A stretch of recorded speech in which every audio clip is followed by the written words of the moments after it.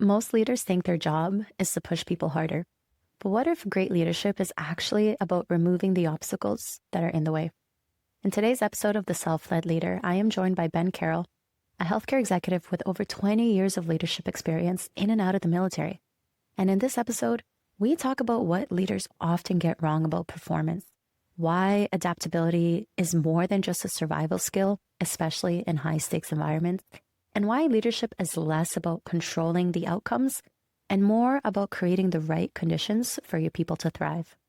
If you've ever wondered how to lead in this modern age of leadership in a way that is still aligned with your personal philosophy and your values, this conversation will give you a lot to think about.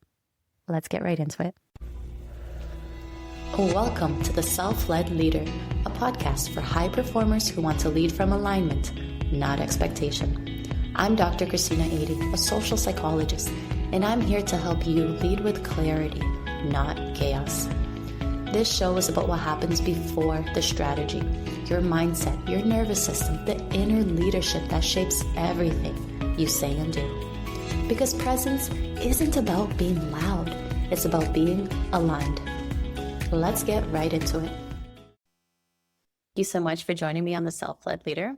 Can you start today by just introducing yourself to the listeners and telling us a little bit about your experience? Yeah, sure. My name's Ben Carroll. I am a active duty military healthcare executive administrator. Got my starts 20 years ago in the Army, where I was a Cav Scout, which basically means I got to walk around in the woods. And I did that for about 10 years and said, you know what, got a family now, being out in the woods all week is not the best way to manage that. So I ended up going back and finishing school and getting my commission as an officer. And then that's when I pivoted over to healthcare. So I've been doing that for the past about 13 years. And yeah, so that is me. And I'm getting ready to retire from the military this summer. And I'm transitioning over to private sector healthcare and just getting hot and heavy in the job search. Very nice. What is that like? It feels like it's such a significant chapter coming to a close. And now you're transitioning, but you're transitioning into an entirely new, I don't want to say new, it's similar but different.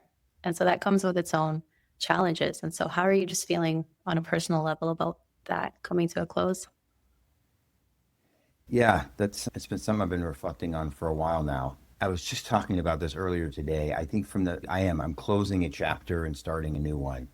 And I've been so focused on prepping for the new chapter that I had to pause. I need to make sure I pay enough attention and give enough emotional attention to closing the old one. I've had experience in the past where I haven't done that, and it sneaks up on you if you don't. It's a thing where the head doesn't always lead the heart the way you expect it to, so you can logic your way around a decision or a certain scenario. But if you don't give it the emotional attention that it deserves, then the heart's going to sneak up on you, and it'll be painful later. Where did this come from? And so I'm trying to give that some attention as needed. I think for me, because I look at my military service, it kind of, the way I feel like it ended 13 years ago when I commissioned, because I spent so much time in a fixed facility running healthcare delivery. I do it in a uniform, but it's not the same environment by any stretch of the imagination. So when I write about the things or talk about my military time, I'm really already thinking about it in the past tense. So I think that's helpful as I transition, because the brotherhood piece, those types of things, those relationships are still there. They're already kind of distant because we're all scattered. So it's exciting. I won't go into it here, but over the course of my career, I've gone through several different transitions. I was talking to a buddy of mine earlier. I went from a deployment in Iraq. I was in Iraq, the air base, when I got picked up for school, to my first day in class back at university within 30 days. Wow. Like, very quickly. And that was jarring. Yeah. To go from one environment to the next. But then I finished and I made the transition from enlisted to officer. That's been a transition. So I've been through these transitions throughout my career, but it is easy to look, because I'm military, we move so often, to think of it in terms of a move, but it's not like the other moves, and you need to make sure that you're treating it as such. Mm-hmm. It's a big one. Clearly, adaptability is a strength for you. But Yeah, there's no Well, choice. yeah, well, many strengths I find are the result of not really having a choice but to adapt in life. And so looking back on it, what would you say are some of your biggest or your favorite lessons that you've learned, primarily in leadership? Well, I think the easiest way is just to give my general leadership philosophy because it's been a culmination of all those lessons, and you can just pick on the pieces of it that we can pull out. My definition of leadership is simply removing barriers to team success. It's founded on the idea that no one wakes up every day excited to suck at their job. No one wants to get up and not perform. So if you're not getting the performance or we're not moving in the direction we want to be or the organization isn't where we want it, there's probably something environmental or leadership wise that's causing that. It's very seldom the motivation or capability of the employee. Now, they might be in the wrong job, the wrong fit, but I firmly believe if you put people in the right place, the right job that fits their skill set, and give them the right tools to do it, and then lead them through the challenges, they're going to outperform. You get a team that is properly put together like that, they're going to outperform anyone, right? Any group of people. And that's my simple way of looking at it. But it opens the door for a lot more nuance. Sometimes the barrier is the person. It's something going on inside them that you got to lead them through, work them through, talk them through. Like you're getting in your own way or you're getting in our way. You are the barrier to the team and we need to fix that, right? And you got to have those kind of conversations. But mostly it's just about being present and understanding the pebbles in their shoe that are eating on their foot every day and making sure you're removing those and just doing things that really give them the tools or equips them to do what it is they signed up to do. That stems from several lessons I learned in the military. So one of the biggest ones I learned that comes from was as a non-commissioned officer, so a junior leader enlisted. It was our job to train our soldiers and make sure they knew their job. And we always talk about take care of your soldiers and here to take care of your people. And some would put that in the bucket of being coddling them, protect them from extra duties or extra assignments, make sure they get that they have a just nice, comfortable life. And some really good leaders taught me early on that's not what it means. What it means is making sure they have the skill set to go down in a combat environment and survive and protect their brothers and sisters left and right and come home safely. That's taking care of your soldiers, making sure they get back safely. And so that was foundational for me. And you look at that now, you fast forward several years and you look at healthcare delivery, it's the same concept, except it's giving them the tools to make sure they're there to do it. It's someone else's life, not theirs. And so those have been one of the big formative lessons that shaped how I lead today. Yeah, no, I love that because it's very similar to my own philosophy, but also a question that I've contemplated since childhood really boils down to this idea of like, how much is it mindset versus skills, right? It's like this, the chicken or the egg kind of equivalent debate for me, right? And really unpacking this sort of idea of skills matter. Skills definitely matter. And maybe we'll come back to the idea of you're preparing them to be able to handle whatever comes while also helping those around them to get home safely. So skills definitely matter, but how much of that is mindset? And so in healthcare, I imagine where the stakes are so high, there's so much pressure. It's literally life or death on a daily basis. How do you see the sort of balance between mindset, skills, and I don't know, which one wins out for you? I am a big mindset person. When I do interviews, I want someone who is eager to learn, that will push through barriers, that will figure it out, or has the ability to figure it out. I Yeah. give skills to people with that mindset. But I'm coming to learn as you start to understand behavior psychology and I don't know if you've ever done the spectrum analysis and you understand the different colors and the role, like the categories. Some of that's personality, and not everyone's going to be that type. And that would be optimal for me because I can teach you to do what I want you to do. And I want you to think, I think in terms of obstacles are just an item on the checklist to get to the ideal end state. Those are the people I try to align myself with, but not everyone's shaped that way. And there's others that in organizations don't need everyone to think like that because there are some just routine things that need to happen and to happen well and quickly and efficiently. And you need people with a skill set to do that. So I think it's always a balance of, it really boils down to understanding what the organization needs, what those roles are, and then knowing your people to put the right people in the right place. I think this caveats right into one of my favorite stories, one of probably the most fulfilling times as a leader. This was that same Iraq deployment that I came home early from. We were getting ready for it. And I was in the 82nd Airborne Division, which is one of the active or regular component armies, top end units jumping out of airplanes. And we were getting ready, doing all of our training for this deployment. And he was a young private. He was new, and he was not keeping up. It was very difficult for him, and he was very clearly holding the platoon back, holding the group back. And I could just see it eating. He was just deteriorating. Like, the look on his face almost daily coming out was like, what have I signed up for? And I was like, I've got to do something about this before we leave. This is going to be a problem. And I don't think I did this because of it. I wanted to do it anyway. But I had just gone through the whole spectrum analysis with my family. We had done this personality assessment.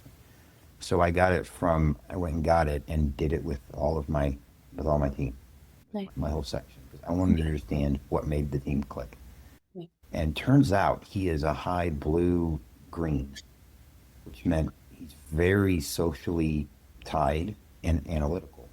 And a lot of what we were doing was gold, like we analyze the best way to fight, and then we distill it down into battle drills where you just execute. Just you have to be fast. Yeah. So it's a lot of gold that you use that. And there's quite a bit of orange too, because there's chaos. It's weird, both.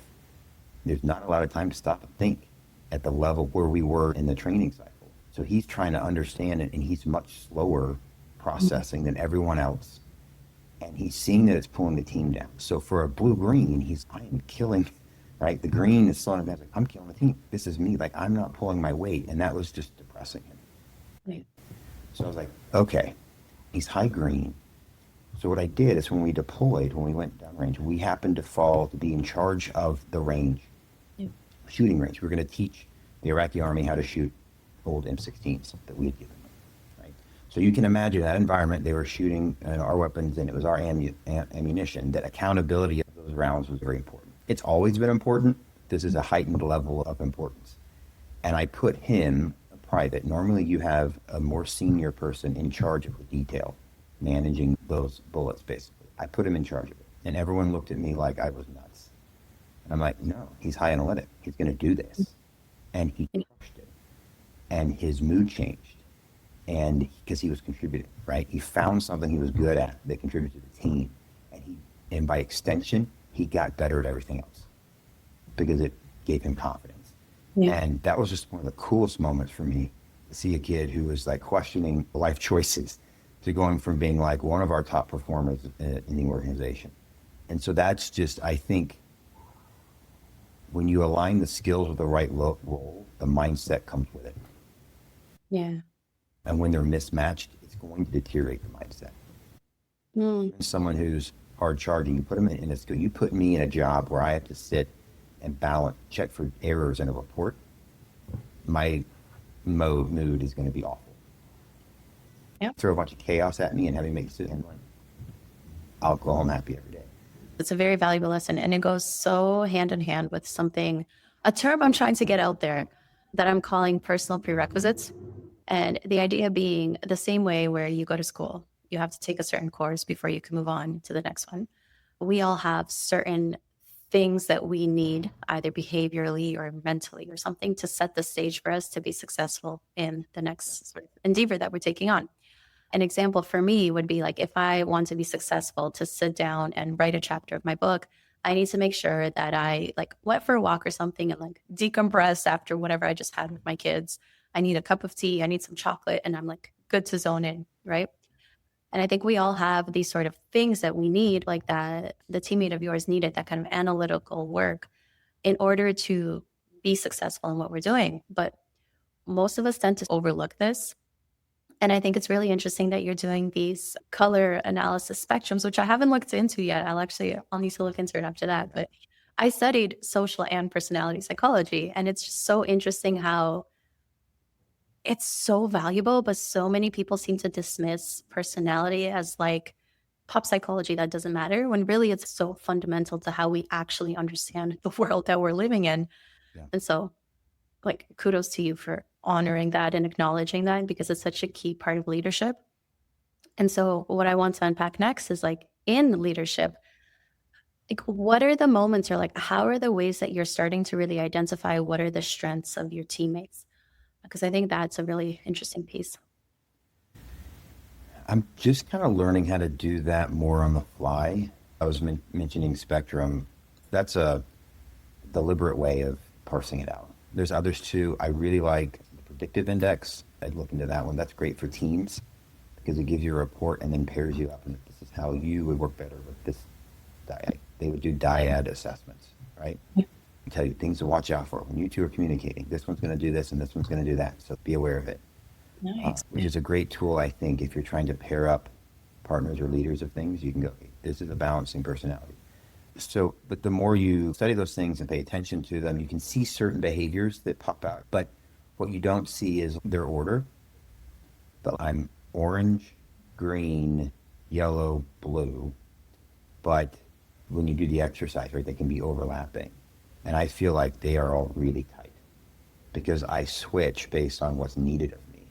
I have that model in my head and I look at certain behaviors and go, a good friend of mine, she's also a behavioral psychologist. She facilitates a lot of these. She's done a lot of like organizational development work. Yeah. And she's facilitated these discovery processes. We did one, but she said she has different ways she can ask a question, or she'll not overly inappropriately make fun of someone on purpose because that response tells her something about how they are, right? So she's testing social norms to see how they respond, and she's getting into moderation. So in negotiations, you really need to understand the personality of your counterpart so that you can properly negotiate with them. And so I want to get more into like, how can I work a room and walk away knowing, okay, this person's that. And so if I were to ever engage in them, it's such an important question to ask too. It's not just helpful as a leader, but I argue, I say this all the time, that every conversation you have in a business setting, like at work or wherever, is a negotiation of some sort. Yeah. The currency is different. You're asking for different things. A lot of time it's people's time or energy or their attention. Currency isn't always money. And when you can understand or you can profile fairly correctly, accurately, your counterparts in any conversation, you know how to help them get around the emotional barrier to giving you the currency that you're asking for. So I really want to get better at that for sure. Yeah. It's like sneaky ninja skills of psychology. Yeah. Because yeah, you need it, but people don't really want to acknowledge it or talk about it. But I think it goes hand in hand with like executive presence and how you show up and the nuanced way that you understand not only how you're coming across, but how the way that you come across is either matching or mismatching with the way that the other person naturally functions. Yeah. And so I imagine being in the service for so many years and being in a transitionary phase, there's quite a few associations, at least for me, that come to mind with what someone who's like in the service and leadership, the traits that they would carry, we'll say that. Yeah. And so I'm curious from your perspective, like, how is that like for you? Like, how is it coming up and understanding your executive presence and then also mitigating that with any kind of associations you have outside of the military with what you may be like? Yeah. I'd like to answer that with another question to you that'll help. Can you give me what your perception is of what it would be like to work with someone who's spent 20 years in the military? Well, the first thing that comes to mind for me would be like authoritative, right? When I think I've never been in the military, right? So this is all associations based on what I've been taught in experiences, conversations, and mostly media consumption, right? And so when I think of the military, I think of rigid structure is what comes to mind. Very much like following the rules, following the order, not necessarily questioning someone in the ranks above you. I'm probably totally off base, right? I'll admit that. This is good. This is good. Yeah. I think I know how people see me, but I'm not Okay. Right. confirming what I think.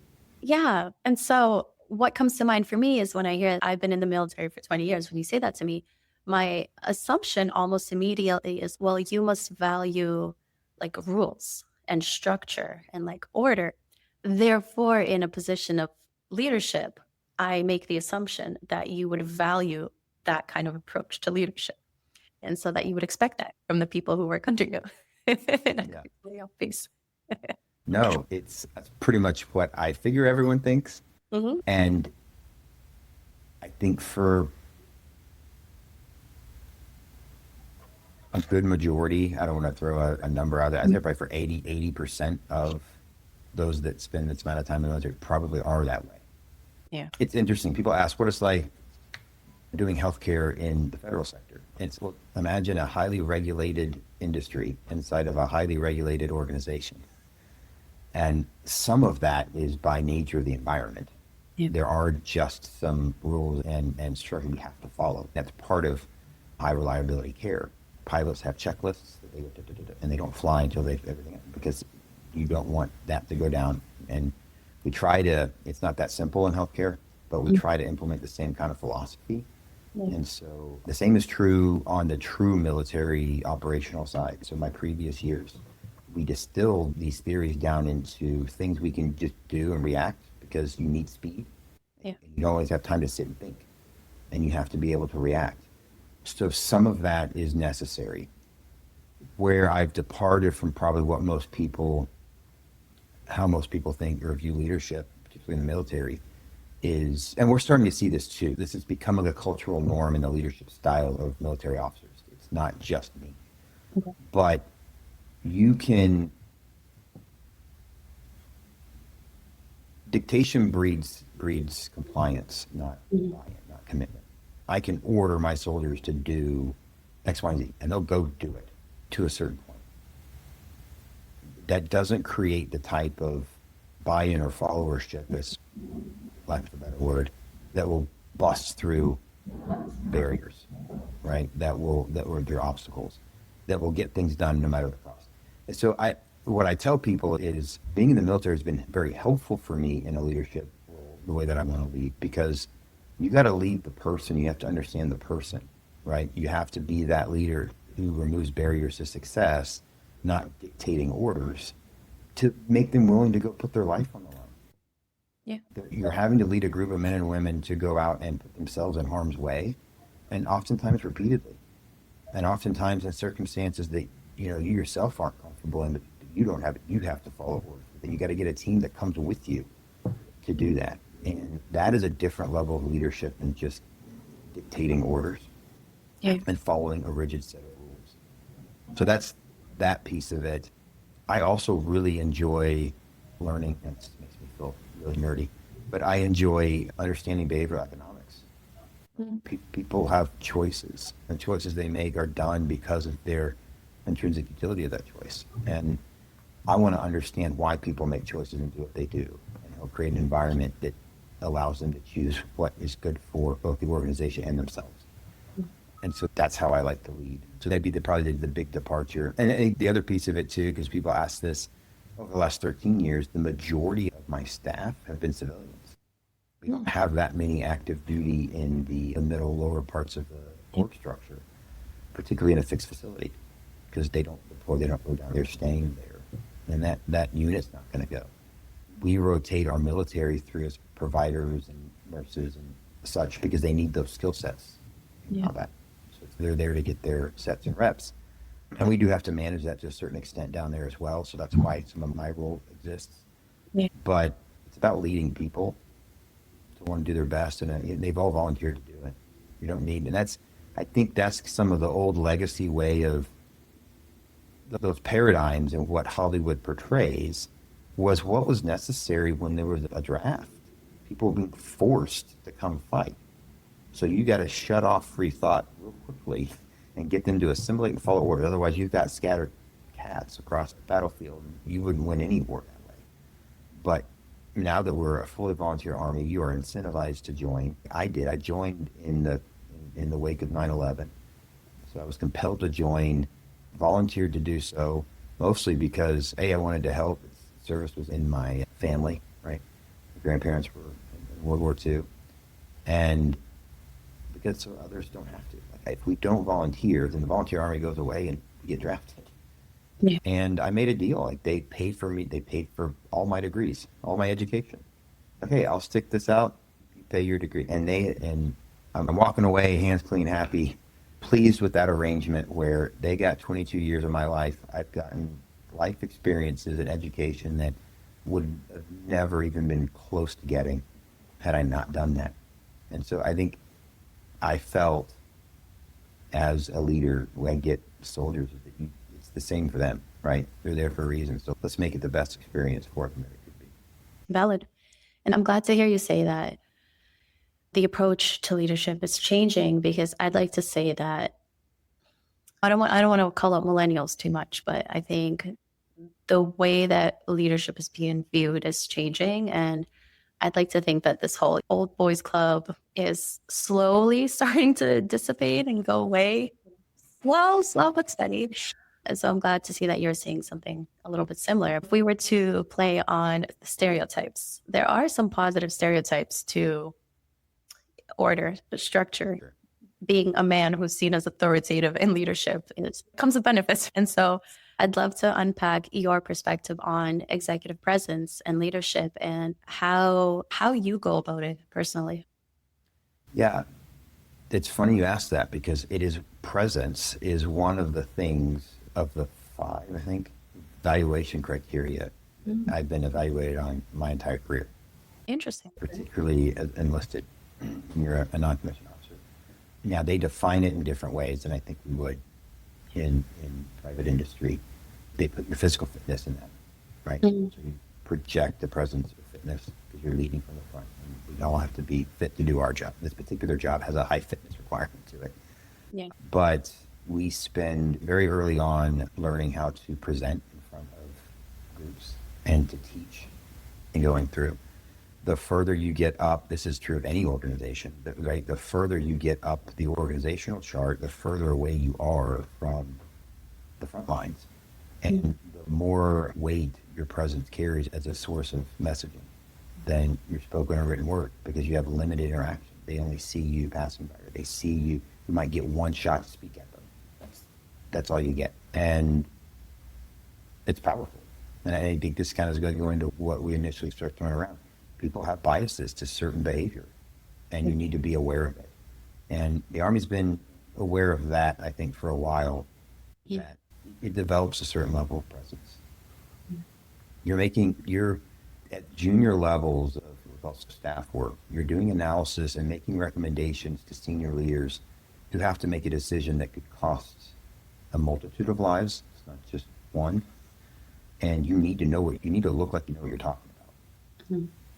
So you could be the world's smartest analyst on a team. It's not going to work. But if you get up and you're fumbling through and you can't articulate, it's going to feel like you don't know what you're talking about. Yeah. And they're going to dismiss the message because of the messenger.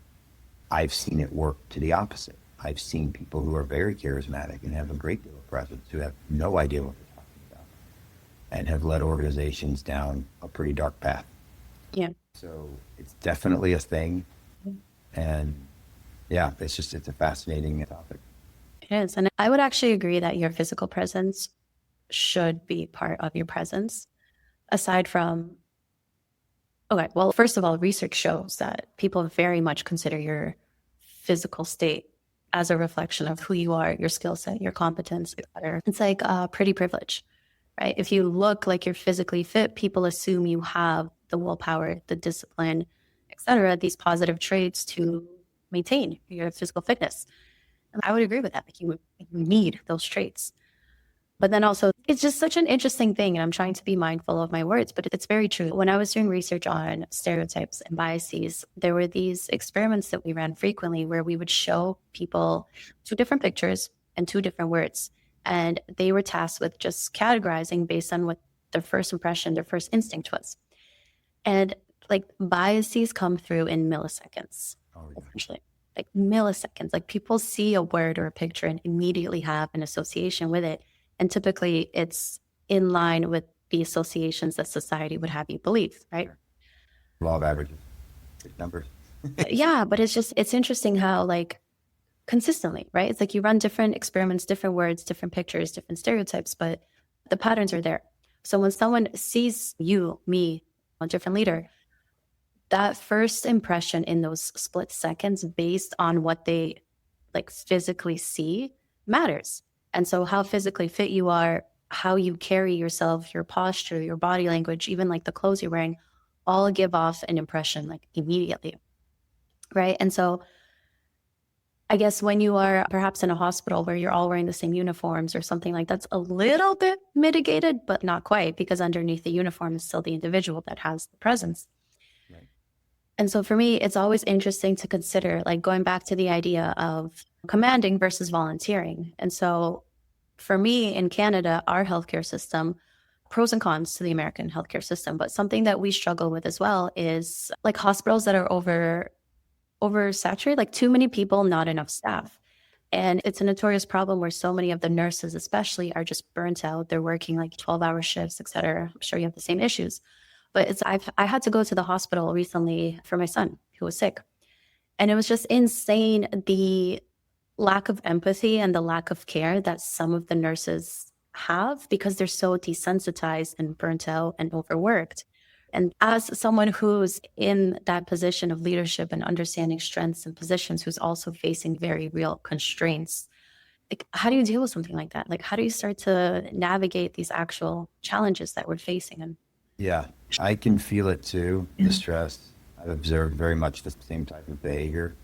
For me personally, I just try to be very aware of the message I'm sending, right? Through my actions, my posture, and presence. It's a little deeper for me. I'm trying to think of how to phrase it. yeah, So a lot of people think of executive presence in terms of shaping how someone views them. yeah, So there's very much an internal focus to it.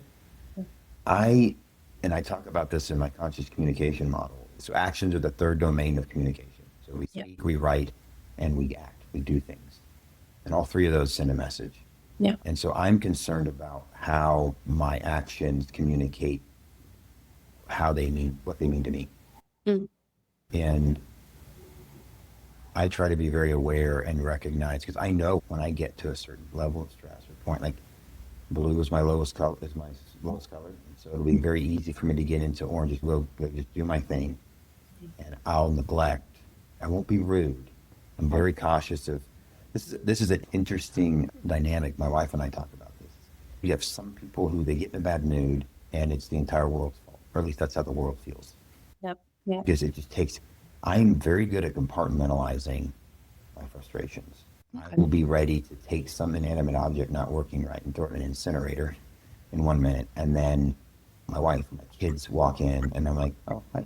And it's like I'm a different person yeah, because it's not, I'm very cognizant of not making them feel like they're adding stress or the source of, or even the punching bag. yeah, I'm just cognizant of that. And I think what I try to impart upon the team is when you're dealing with patients, understand where they're coming from. It doesn't mean where you're coming from is less important or not causing you stressors, but if you understand where the other person's coming from, it positions you much better to treat them in a way that's going to benefit them or not put them off, right? We deal with this a lot. I have in our portfolio, I've got patient relations, and part of that is there are two services, or member services, which is an education of the healthcare benefit, how to navigate claims and that sort of thing.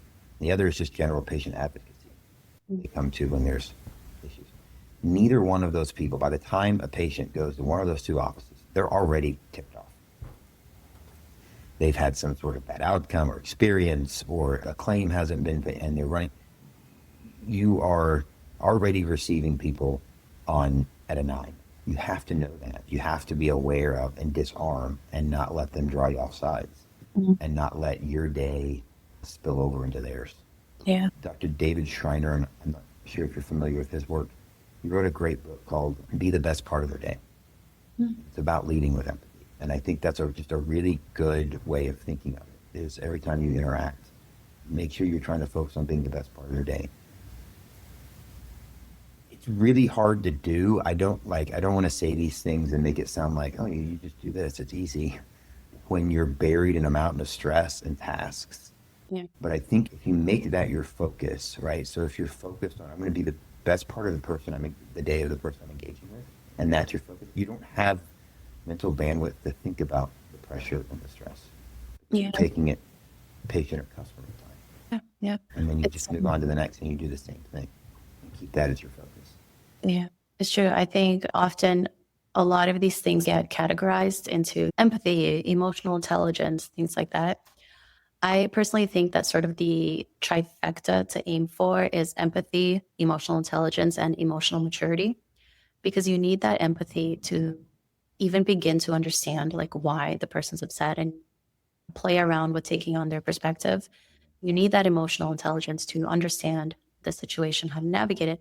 But then I feel like often people underestimate emotional maturity. And for me, that's really maturing in your own understanding of your own emotions. So being able to handle the emotions that you're having, good and bad. But then, like you said, understanding how to categorize them effectively so that they're not spilling over into every area of your life. And I think for me personally, like becoming a parent has forced me to develop my emotional maturity. My kids test my patience like no one else ever has. And so it's been, it's, To know you best. It'll work. uh, my kids are 4 and 6, so they're still very young and very much in that phase of childhood. But it's true. Like I've had many days where it's not nearly as important as healthcare and like life or death, but having multiple meltdowns for multiple hours and then having to sit down and focus on something that's important to me for my work. It's difficult. It's challenging. Yeah. Like you have to learn to do that for yourself without relying on any sort of negative vices, I would say is the challenge for many people. Lots of conversations I've had where it's, well, I need a smoke break or I need a drink at the end of the day or I need this thing to regulate me. And the process of learning how to regulate yourself in real time, I think is very challenging for a lot of people. And so I'd love to hear from your perspective, especially in such high stakes situations. Like, how do you navigate something like that? Well, I want to ask you another question because I was thinking as you talk. How do you define the difference between emotional intelligence and well self-awareness, right? And Mm, then emotional maturity mm. between being aware of and then being mature about it. Like, how do you define the difference? I would define the difference as like the tangible reaction you have. So I can be extremely self aware, recognize I'm yelling at my kids, I'm losing my cool, I'm being not a nice person to someone across from me, and still continue to do it. Versus emotional maturity for me is like recognizing it's happening and understanding how to like put a stop to it or change it or do something about it tangibly, right? Yeah. Yeah. Part of this is my personality. Like, the way I manage it is I don't want to be the guy walking around thinking everything's awesome and then everyone's laughing at my or criticizing behind their back because I have no clue that Yeah. I'm not self-aware, right? Like I'm Yeah. just hyper aware of that or concerned about it. Mm. So I think it all starts with heightened self-awareness, but then I think people also need to understand how self-awareness can benefit them, or I'm sorry, how emotional maturity can Mm. benefit them, like the damage their emotional immaturity is causing. I don't think people actually realize that, and they chalk it up to that's who I am. Mm. Oh, that, True, it is just who yep. you are, but it being who you are and doing something about it are not mutually exclusive. Yeah. I think having relationships that matter to you in your life where you've got people who feel psychologically safe to share how you're making them feel with you, to peel back that onion is helpful for getting people there. Yeah. But that's, and I'm going down that path because I can talk about how I do it or what I do, Yeah. but it's only because I care about it that I'm able to do those things. Mm. Well, Because not everyone, to your point, gets it. They haven't seen the value in emotional intelligence, emotional maturity. it's true. And I think the tricky thing starting with self awareness is that self awareness is always biased, either skewed all the way to the positive, where I'm great. What are you talking about? You're the person that's making this up. I'm fantastic. Or skewed all the way to the negative, where I am absolutely terrible and I suck at everything, when in reality, that's not the case. And so I think self awareness is really tricky. And I'm thinking back to my own sort of process of really getting into self awareness. You almost get stuck at the beginning where you're like, oh, okay, well, now I recognize here's all these flaws that I have and I have no clue what to do about them because change feels hard and I'm busy. And so That's it's, the first step, though, right? Like at it least is. wanting to, Yeah. like different than figuring out how. And that's where I struggle. I can talk about how it's because I want to. I feel like if you want something bad enough, you eventually figure it out. It doesn't have to happen today. Yeah. My journey on the whole emotional intelligence thing is as I started getting into behavioral economics and understanding. I think we've talked about this before, or at least interacted on Daniel Kahneman's Thinking Fast and Slow. Mm. Yeah. So you've got the number one brain that acts. That's just your instinct. You're just moving, no thought, right? You're reacting. The number two brain is your analytical brain, which is slow down, stop, and think about it. And that resonated with me going back to the military experience. And that, so how do you, because we want to be efficient, we need to be fast, quick thinkers, right? So I'm always trying to optimize myself. I guess that's the best way of looking at it. I want to be as effective and efficient an operator as I can be. So how do I make sure I can make fast, good decisions instead of fast, bad decisions? That book opened my eyes to the idea of reprogramming my biases, like being aware of them and reprogram towards effective decision making. Okay. Because the problem, biases by themselves, they're heuristic. They're a developed heuristic. They're not bad. But heuristics aren't bad things. Yeah. But unchecked heuristics become biases. That's bad.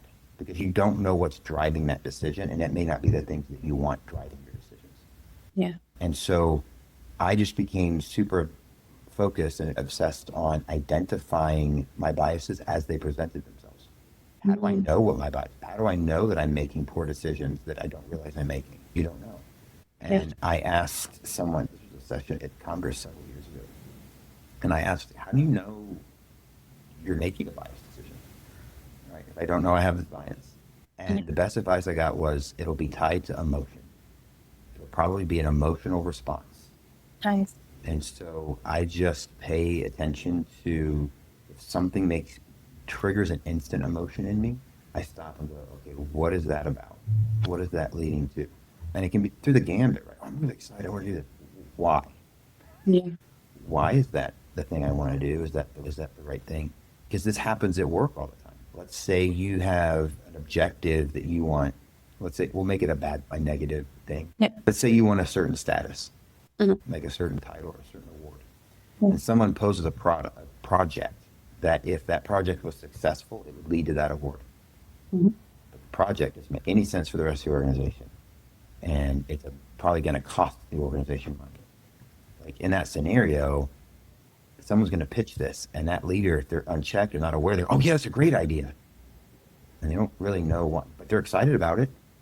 It's not always anger. It can be other things. Yeah, I think a good emotion to watch out for. Anything that's too,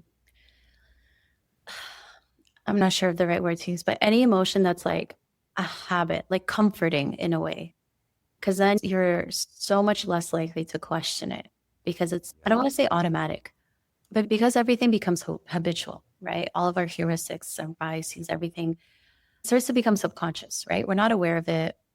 It's really hard to catch in the moment. And so I would just invite anyone listening to really reflect on anything that just feels normal, I guess is what I'm going for. Because normal is usually a sign of this is what I'm used to. This is the habit that I have. Therefore, I'm the least likely to question this. And so, yeah. Yeah, that's been a big hallmark of my journey. And I write about this a lot. Uncomfortable is where we go to grow, but it'll keep you aware of not falling into that comfort zone. Well, I think if I want to get really nuanced with this, there's a distinction to make between comfortable and like normalize. Yeah. And I think comfort is like a little more positive in a sense, at least from my interpretation, versus normal is just, I'm so used to it, I don't even question it anymore. And so I guess I'll ask you one more question. Okay, because you're a leader who's modern, self-aware, understands presence and these things, like the fact that you're self-aware, how do you think that translates into the way that you actually lead as a leader? Because I find sometimes when we're so self-aware, we almost push other people into self-awareness, like with good intentions, but they're not always ready for that. And so when it comes to something like healthcare, like there's the business side to it, there's the people side to it, and there's like the practical, how they're actually handling the people who move through the hospital. But I don't know, how do you navigate like self-awareness and leadership and how that impacts the way you show up for others? Yeah, it's interesting. I don't know that I've observed. I don't feel like maybe I am, and I don't realize it. that I try to impose other people to be self-aware as a self-aware, right? Mm. I try to be. Yeah. I think it's a journey. And Yeah. it's a journey that you have to want To walk on. ever upon, right? Yeah. You got to want to do it. I've found that I feel like it makes me a better leader in a lot of ways. I think I've discovered, there's a lot of research to support this, but I've experienced better leadership outcomes by being vulnerable when I'm in the right time and place, right? To just admit my mistakes and be aware. Like there are times when I've had a conversation that I was probably justified to say what I said. There was nothing objectively wrong with it. And I'll think back on it. Man, that could have been, by my measure, a little tone deaf. They had this and this going on. And I hadn't considered that before. And so I'll go back to that person and say, hey, as we talk, I realized I probably overlooked this. And just own it. And you'd be surprised the responses you get from people. And he's just not fumbling around, moving on from task to task. Immediately, there's that emotional maturity. Most people are like, oh, ooh, this is uncomfortable, so I'm just going to avoid it. Yeah, it can be uncomfortable, but again, it goes back to that's how we develop, that's how we grow. I had a conversation with Dr. Schreiner the other day about me reflecting on when I was in company command. It was probably my worst performance as a leader by my measure, my entire career. And I was just talking through some of the things that I identified on reflection. He was like, that's a great deal of self-awareness to do that. And I'm like, yeah, but that's how I get better. And I think we all deal with insecurities. And to the most part, while there are some narcissists out there who are their biggest fan, but I think for the most part, we are our own biggest critic. Yeah. And it can do one of two things. It can cripple you, or you can use it to empower yourself. And I choose the latter, right? I use it to look back and it's a non-attributional assessment, but more so, okay, that didn't work. How do I do this better next time? And just constantly strive to be a better leader yesterday than I was today. That's wonderful. It's what we all, in my opinion, what we should all strive for, right? Okay, back in grad school, one of the most interesting concepts I was exposed to is the idea of metacognition, which is where you think about your thinking, which is next level. Exhausting. It is exhausting, and it's very easy to spiral into overthinking. But when you do it well, the level of insight that you get is so incredible. And I like to approach it from the perspective of if I wasn't myself, if I was a third party coaching myself, if I was a leader having a conversation with myself, like how would I approach this and what advice would I give myself? And I think if you're able to experiment with that and get a hang of thinking about your thinking productively, like it's next level self-awareness that just gives you access to so much more rather than being in that comfort zone, being stuck doing things the same old way and not understanding why they're not working and just like misattributing it to a lack of skills or biases from other people. Or your environment. Yeah, everyone's out to get you. So, okay. Any final thoughts? Anything else you'd like to share? No, I feel like I've done way too much talking already. I've enjoyed talking. I love the work you do, what you're putting out there, and deeply value and respect your opinion on these types of things. So I just enjoy chatting with you. Thank you. I appreciate that. And genuinely, thank you.